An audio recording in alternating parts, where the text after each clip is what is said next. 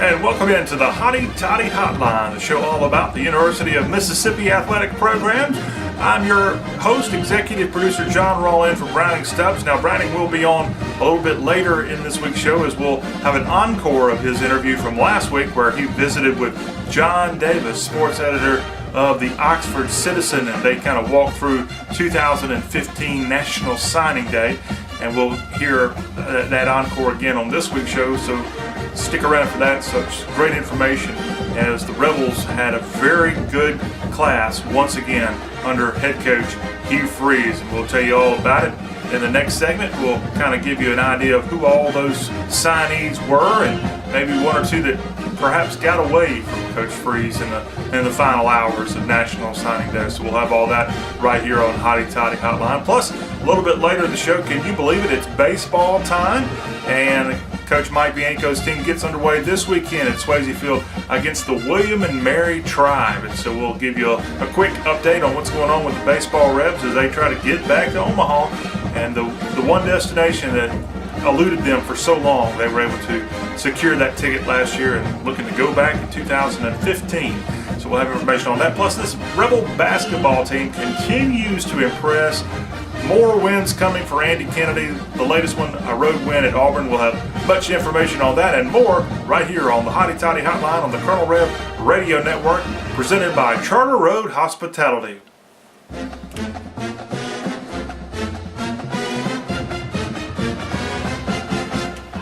And we're back here on Hotty Toddy Hotline, broadcasting from the Charter Road Hospitality Studios in Oxford, Mississippi, with so many properties here, both on the east side of town and the west side of town. You can't go wrong now that baseball season is upon us. You can book your stay now throughout the rest of the spring for any of the upcoming Ole Miss baseball series. Stay at the Hampton Inn East or West, also the Town Place Suites, and you also have the veteran Holiday Inn Express right there on Heritage Drive, all part of Charter Road Hospitality. We've got some phone numbers to pass along to you a little bit later about how you can get signed up to come here. And trust me, it's been cold in Oxford this week. It's probably cold wherever you may be listening to this program. And right here, if you come to any of these Charter Road hospitalities, first of all, you're going to be guaranteed a great time. But did you know that 2 of these 4 properties actually have indoor pools? And if you've got a little one like myself, man, what a great escape to escape February's cold snap and come to Oxford, which is, I'm sure, a place you love to come to anyway, and get to go swimming in a nice indoor pool. That's right.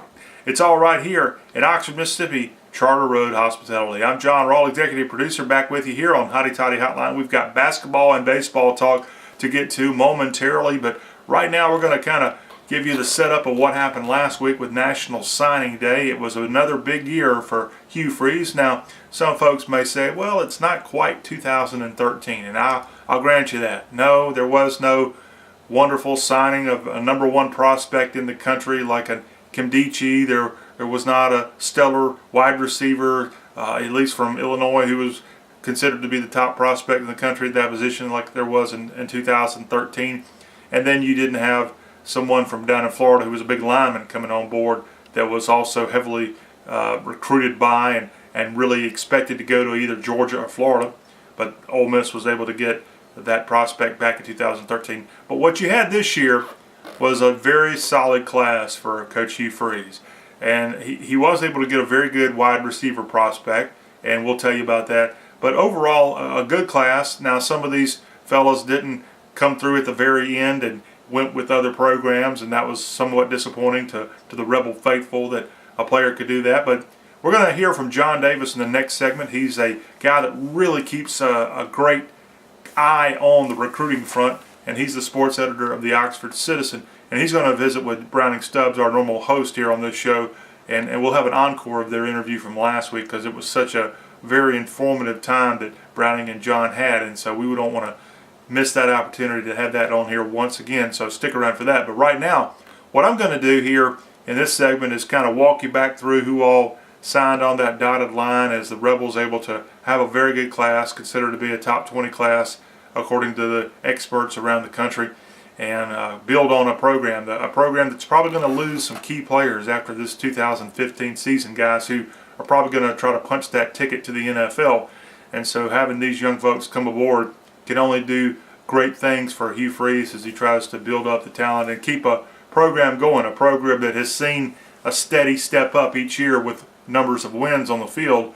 But if they want to get to that double-digit win margin, if they want to compete for, let's say, an SEC championship or possibly even a national championship, well, they're going to have to keep building and reloading, and that's what he's hoping this 2015 class will do just that. All right, let's kind of go through a list here of guys who signed on that dotted line, starting from close by North Panola High School in Panola County, just to the west of Lafayette County in Oxford, Mississippi. Willie Hibbler, tight end. Also committing and signing to the Rebels from Sandy Creek High School in Georgia, Eric Swinney, a running back. You had Armani Linton from Walnut Attendance Center in Walnut, Mississippi. Not too many folks from that part of the state of Mississippi get to go play SEC football, so a great thing there from this safety. Jason Pellerin, now he's a guy from down in New Iberia, Louisiana, I think is his actual hometown. He plays the quarterback position, and I think he's the only one on this class that is a quarterback signing with the Rebels.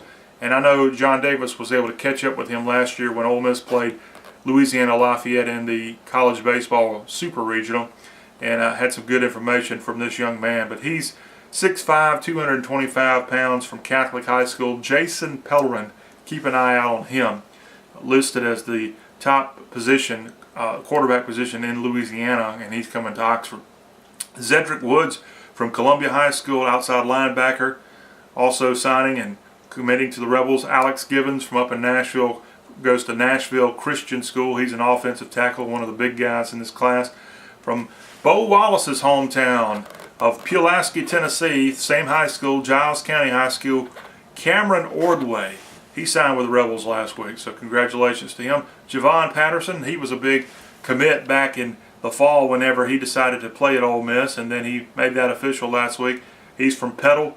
He's an offensive guard, really one of the top players in this whole class.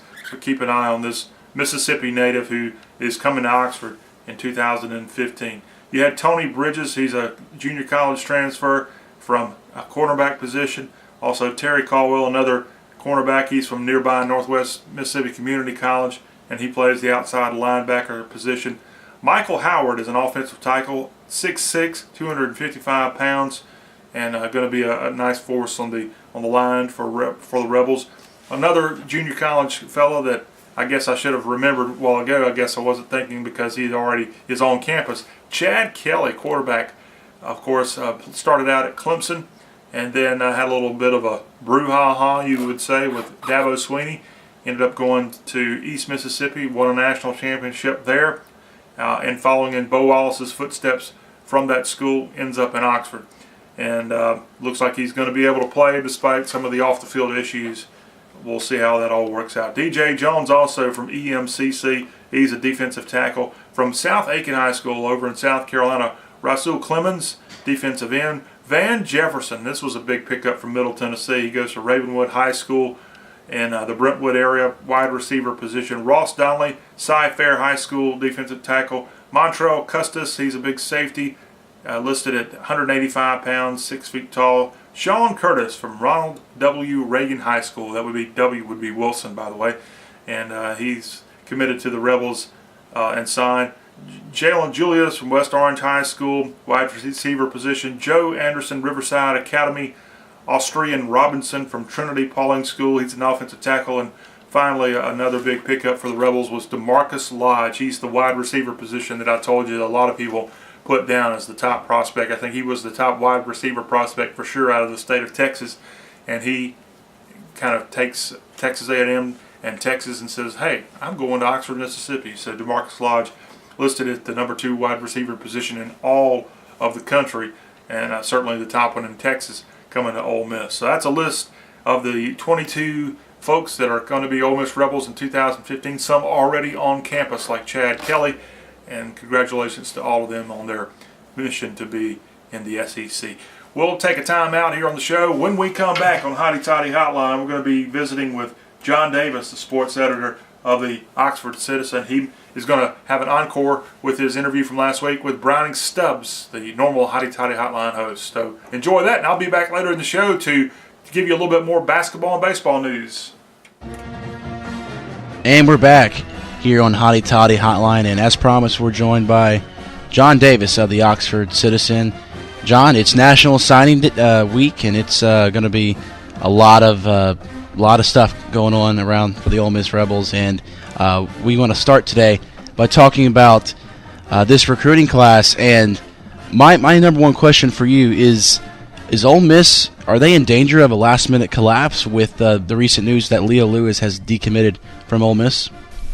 No, I don't think so. I mean, I do think Leo is probably not going to be part of the class if I had to guess right now. Been thinking about it over the weekend and, analyzing it and talking to other people about it. But I don't think it's going to be a collapse because I expect them to get two or three more kids that are going to be important for the class. It's not going to be perfect. It's not going to be like 2013, a couple of years ago, but I don't think it's going to be a collapse. I mean, at the end of the day, Leo Lewis had great issues, and if he's not part of the class, you avoided having to work on his great issues. If he is part of the class, then you're able to keep him, and you can help him try to get there. He's still got hurdles to overcome if you sign him, whoever gets him.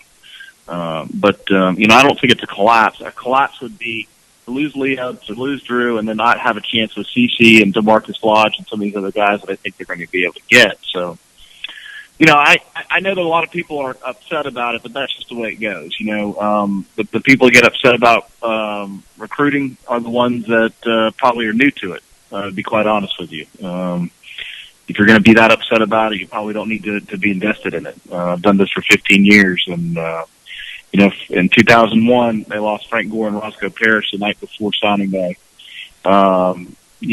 Really, Frank Gore, I think Roscoe was going to come for sure, but only Gore had said that he was going to come, and he went to Miami the next day. The point is, this is old hat to somebody that's done it.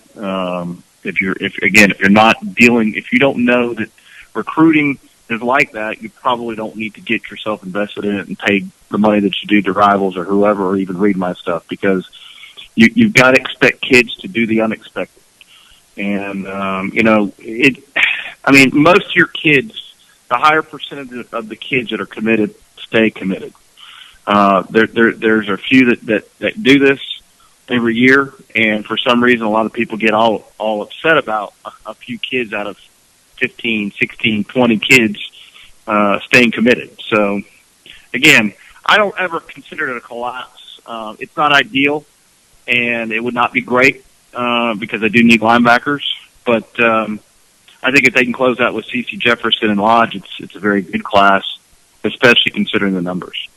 You can follow John Davis on Twitter at Oxford Citizen JD on Twitter. And John, let's talk about one other guy who's kind of been flirting, I guess you'd call it, with another school. That's Drew Richmond. There's been sightings of him up in Knoxville. And what's the latest on Drew Richmond, and how confident are you that he will keep his commitment with Ole Miss? I'm not real confident that he'll do it. I mean, I think there's a chance he does it now that he's got back to Memphis, and people start to prey on his, reasoning why he chose Ole Miss in the first place. I mean, I went to his press conference when he announced, and it was always kind of believed that he would go to on other visits, and he went to Tennessee this past weekend. I think Tennessee leads, and I think Tennessee ultimately gets him, unless some of the reasoning why he chose Ole Miss in the first place kind of gets back into his heart. He seems to be enamored with the quick, the easy, the instant feeling of gratification about who he is as a player.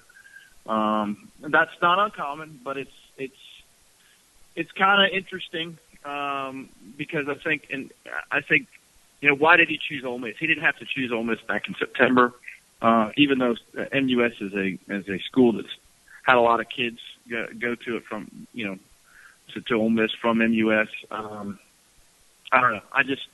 It's interesting to see exactly where his thought process is at this, and I think at the end of the day, he just likes the attention. I do think he probably likes Tennessee. I do think he probably likes the opportunity and what Coach Jones is doing up there. But I don't think. I think anybody that is taking a visit at the last weekend, if he's committed to Ole Miss, he goes to Texas or whatever school. that's never a real good sign. Doesn't mean he won't sign with Ole Miss, but if I had again money put on it, I'd pick Tennessee right now.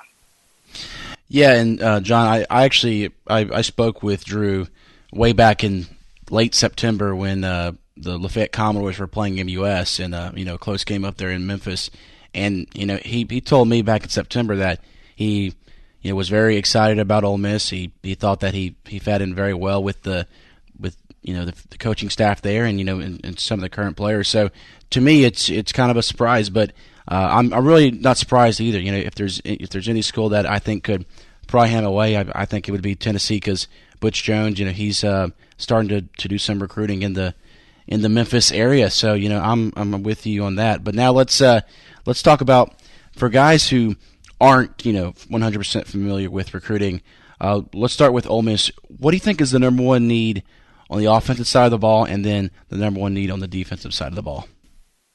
Well, offensive line I thought was the biggest need for offense. I mean, coming into this signing class, the goal was to sign 4 linemen, and they've got 4. But if Drew drops out, that will be below what they wanted to sign.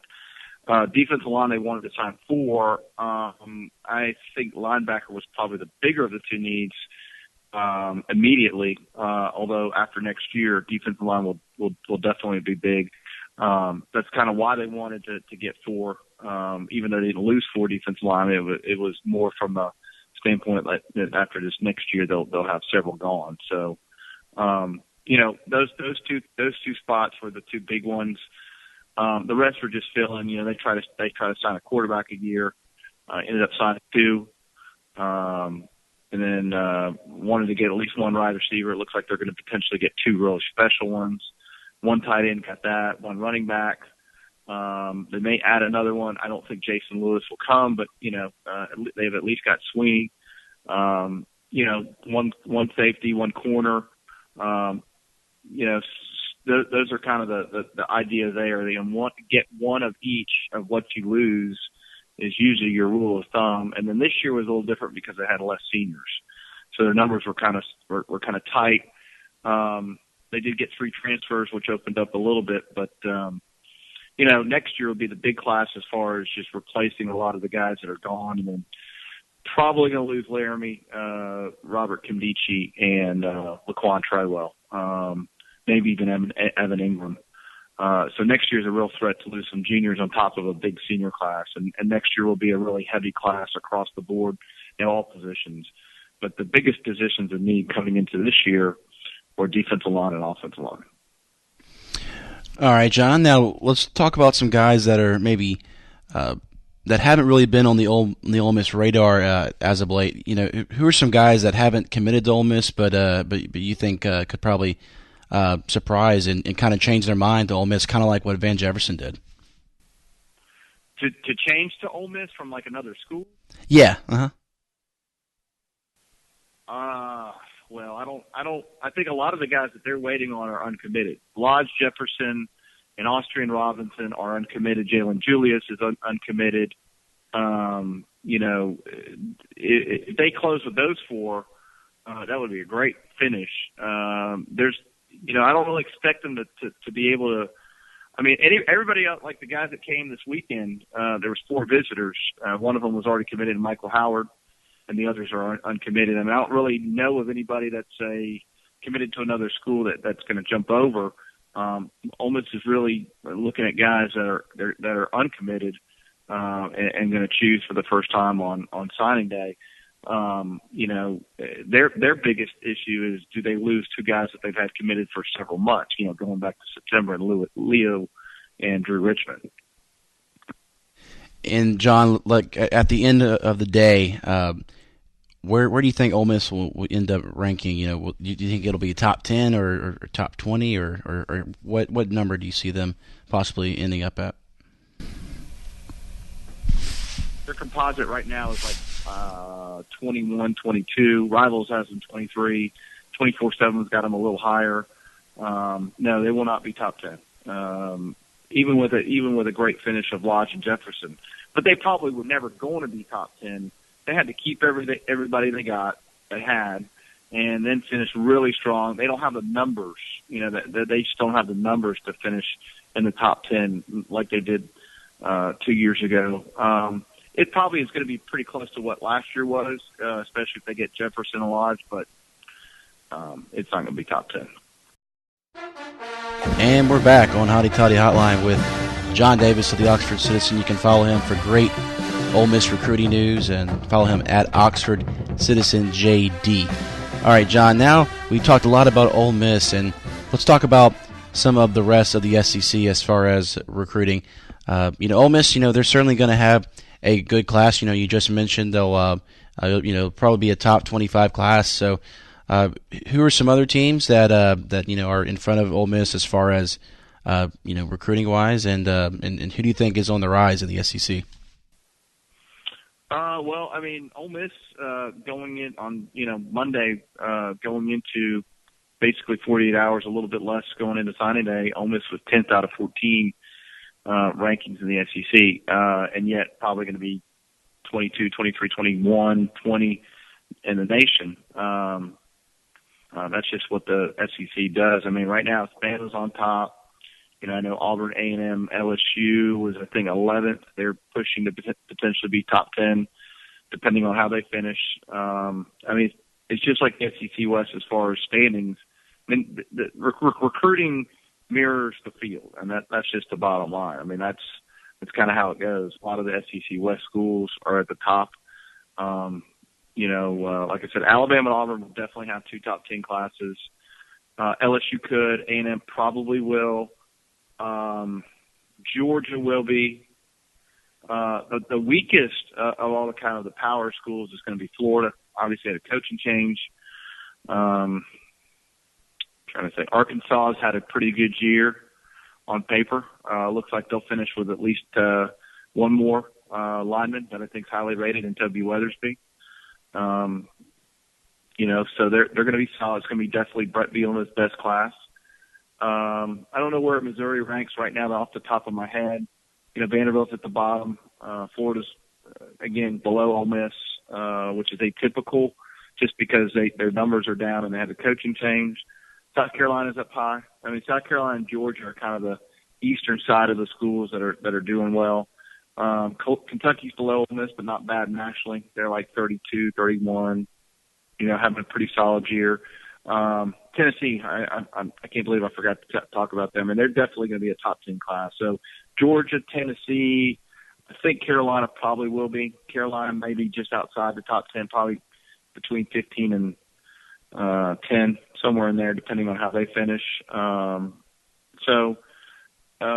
Pretty much everybody in the SEC has got a pretty good class from a ranking standpoint. The next big thing to always know or answer, if you're a fan of those teams, is did you meet needs? Did you get everybody that you needed? Or do you have a bunch of athletes you've got to try to find places for? Those are kind of the things that you want to answer. It's great to be highly ranked and all these stars. And while those rankings are important, they do kind of help you decide or determine where you're at as a program, and in time usually translates to the field. The other part of that, the balancing act, is do you have players that can play the positions you need them from a depth standpoint? Sometimes schools get too many overall athletes that just get overall talent, thinking they're going to play some position. They get in and they can't play the position they were kind of projected at. So that's kind of the what you got to look at next. In some of these cases, school may have failed to do that. I know in Ole Miss's case, they're getting the needs met for the most part. Like I said, 2 more defensive linemen is what they really need. They get Jefferson and a defensive tackle. They've done their job there. So in Ole Miss's case, I think they're going to hit their needs. I think in some other cases that I follow, it looks that way. But again, it just all depends on what these schools are looking for and what they're trying to accomplish. Jon Davis of the Oxford Citizen joining me on Hotty Toddy Hotline. John, there's also a couple local kids that possibly could be signing a college letter. And the one guy that I wanted to ask about was Mike McGee at Oxford. I mean, he had a great career right here at Oxford for the Chargers, and had a great year this year. And I was just for all of our local listeners, do you have any information on if he'll end up at any school? Well, I mean, it's Alcorn. He just went to North Alabama this past weekend. I'm interested to see how that visit went. I would think it's going to come down to Alcorn State, North Alabama. At one time, Central Arkansas was there, and Arkansas State was there. So, it could be North Alabama, it could be Alcorn State, it could be I would think one of those two actually. But I'm trying to find out exactly where he stands. With North Alabama getting the last visit, if everything went well there, I would think that put them in good shape. But, again, I know he's close with Jay Hobson from Alcorn State, and he talked about them before. So anytime a kid usually talks about a school first or a lot, that means they're always thinking about them. So, I don't know. We'll find out. I do think I know those are the schools involved. I just don't know where they rank and where he's made his mind up, if he has yet at all. And wrapping up our recruiting discussion, so John, the Oxford Quarterback Club, they meet this Wednesday at the Oxford Conference Center. So overall, do you think that they'll be pleased with this class, despite the couple people that might be leaving? Do I think that the quarterback club people will be pleased? Yeah. Oh, I mean, I think they live for that event. So, yeah, I mean, I think that they're happy just in general being up there. And there should be some good news towards the later part. C.C. Jefferson makes a decision in the afternoon as opposed to the morning. There's a couple guys in the morning that everybody will be looking at. But, again, it just depends on how – most people that are upset about Leo Lewis live in the state of Mississippi, or they're scared about losing them to state. Okay. Well, at the end of the day, I think this class is going to be pretty good, considering the numbers. If Leo's on it, everybody's going to be happy. If they're not, then there's some other kids that could come on board to make them happy. There's been more disappointment than not over the years that I've covered this at the end.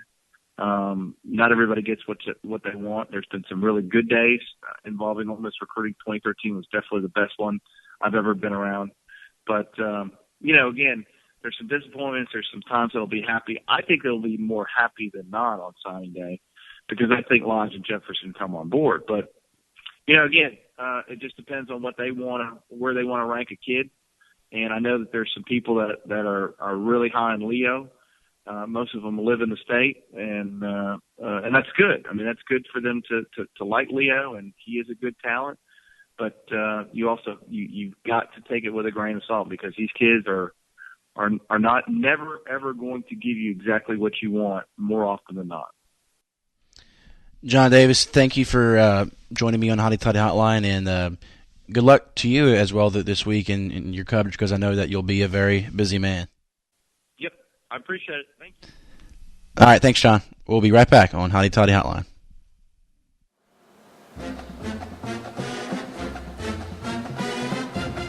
And we're back here from the Charter Road Hospitality Studios in Oxford, Mississippi. Jon Rawl. We've got information on each of these Charter Road Hospitality properties that we'll share with you, and how to get in touch with them. That's coming up in the next segment, so you don't want to miss that. Plus, in this next segment coming up, we'll hear all about Ole Miss basketball, as Andy Kennedy's Rebels, man, they're on a hot streak right now, sitting in the number 2 position in the SEC. I would not have thought that a couple of weeks ago after, of course, that tough loss in overtime to Kentucky, but they've rebounded quite nicely, and that can cut both ways there with the way I said that. Just a great performance recently in Auburn over the weekend to get a win there for that resurgent Auburn program under Bruce Pearl. Got sellout crowds there at the new arena in Auburn, and Ole Miss able to go in there Saturday and come out of there with a W. So congratulations to them. More info again coming up in the next segment. Also going to give you a little bit of baseball notes coming up here momentarily. But right now, still kind of talking a little bit more about college football recruiting and what happened last week with National Signing Day on February 4th. Ole Miss getting a very good class. and all looks good. And in normal years and in normal circumstances, everybody could sit back, relax, and say, man, we did it again. Man, everything's great. Well, that can be said, and there is something to say for that. However, when you play football in the Southeastern Conference, as good as Ole Miss's class was, unfortunately, there are plenty of schools ahead of them in the so-called rankings. Alabama, once again, does well. Now, Alabama this year, unlike years past, in many of the services, they were not number one. Actually, the Southern Cal Trojans were the number one recruiting class, according to most of the so-called experts. So Alabama comes in number two. Now that can change. They're hoping that in their eye that a lot of these recruiting rankings come down to how many numbers of players sign. So Southern Cal probably had a little bit more this year compared to Alabama, but Alabama lost a lot of players from the 2014 class. So I know they'll be restocking and reloading, and Nick Saban does that quite well, able to get a lot of players from, I think it was 12 states that Saban was able to land last week. John Davis of the Oxford Citizen, who was on last segment and the segment before that as well, he actually writes about all of the SEC goings-on with recruiting in last Thursday's issue of the Oxford Citizen. Now, there's been another issue out this past weekend, too, and another one coming up this week. Thursday and Sunday, the Oxford Citizen comes out. But he's got a nice article kind of touching on this fact, and I'll just share with you since John's a friend of the program, and we like to show off newspapers here when we get a chance, that Ole Miss was one of 6 schools garnering a lot of the praise last week, but 6 schools actually from the SEC got a top 10 college football signing class. Ole Miss was not one of those. Crimson Tide had 24 players signed by Wednesday of last week, and they were the only team from the SEC to play in the first college collection of college football playoff, where of course they lost to Ohio State. Ohio State went on to win the national championship. Tennessee had a very good class. Now watch out for Tennessee. They really are doing good things there with Coach Jones.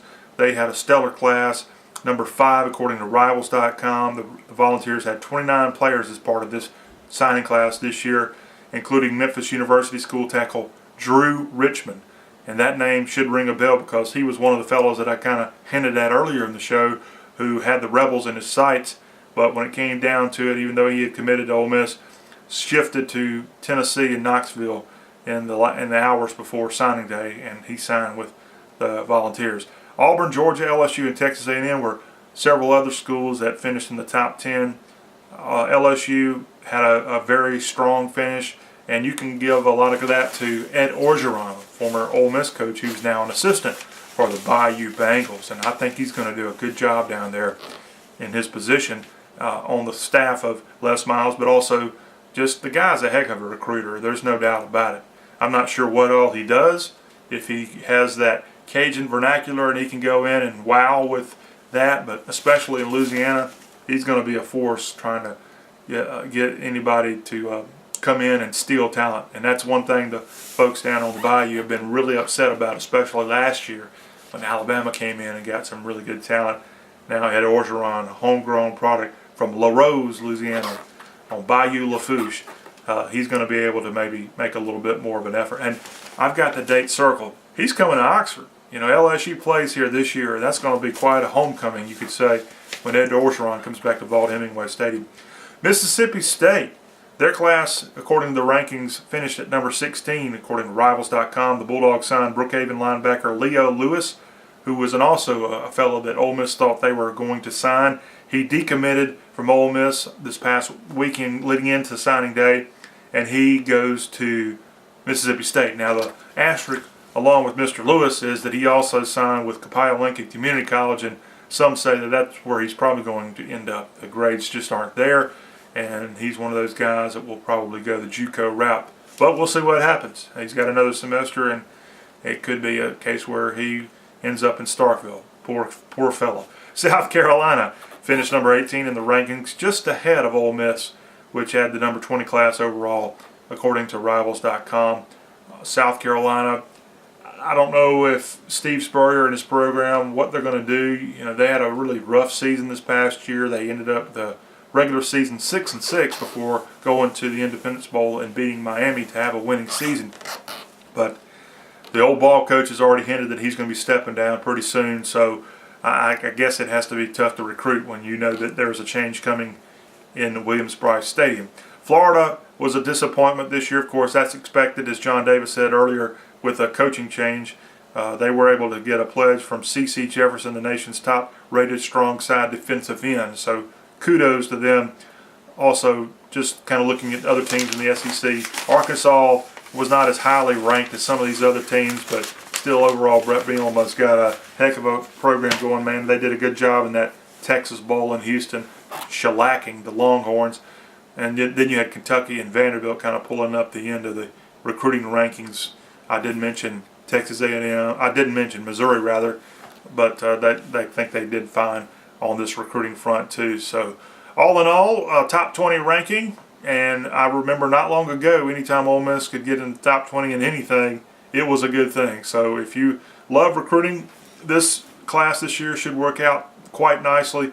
Again, going to be seeing some of these guys hit the field in 2015, and then those others that may not hit this year that are going to be redshirted, they'll certainly get their opportunity, because you're going to see, in my opinion, several players who are currently going to be sophomores, juniors, seniors. There'll be departures. Whether they graduate, they're going to leave early, maybe they just transfer, as we saw several happen over the course of the holidays. This just kind of happens in college football. So we wish all these folks well as they make their way to Oxford in the coming months. We'll call our final time out here on Hotty Toddy Hotline, and when we come back, we're going to talk a little basketball and baseball. It's baseball time. It's first pitch against the William and Mary Tribe this weekend at Swayze Field. We'll tell you all about it coming up next.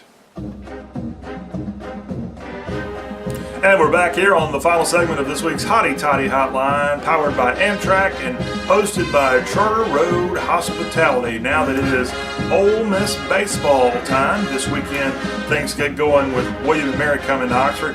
Hey, it's time for you to come to Oxford, and Charter Road Hospitality has 4 properties of which they want to tell you, come on down and stay with us.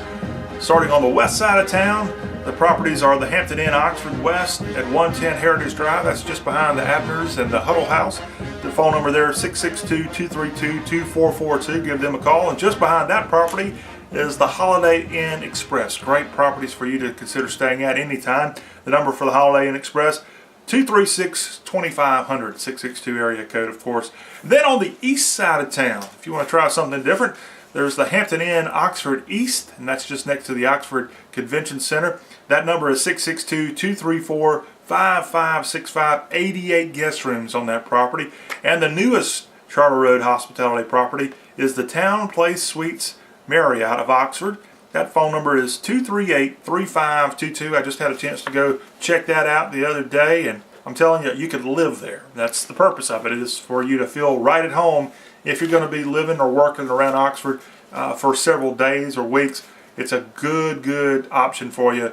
Again, on the east side of town, it's the Town Place Suites, and check it out. All part of the Charter Road Hospitality family. All right, as mentioned, Ole Miss baseball got the 3-game series against William and Mary this weekend. First pitch Friday, 4 o'clock, 1:30 first pitch on Saturday, and then 1:30 on Sunday as well. Excited to see what Mike Bianco's team might be able to do on the diamond this year as they try to get back to Omaha, a place that eluded them for so long, and last year able to punch their ticket, defeat Louisiana Lafayette in the regional down there in Lafayette, and get to a place that so many fans went up there and had a great time in Omaha back in June. And although the Rebels didn't win a national championship, they got oh so close, and a great effort for them. So we'll have much more on baseball as we work our way through the season and get down into late May, where the SEC baseball tournament will happen once again in Hoover, Alabama. And then from there, the Rebels should be able to once again get to the postseason, and we'll have all the information for you throughout the spring here on Hotty Toddy Hotline. Right now, though, before baseball is the sole purpose and sole excitement on this show after spring football, that is, of course. Hey, how about this Ole Miss men's basketball team under Andy Kennedy? Currently 16-7. They're 7-3 in the SEC. They had a little bit of a hiccup when they got the season started in SEC play, but they've really turned on the afterburners and winners now of 6 straight in SEC.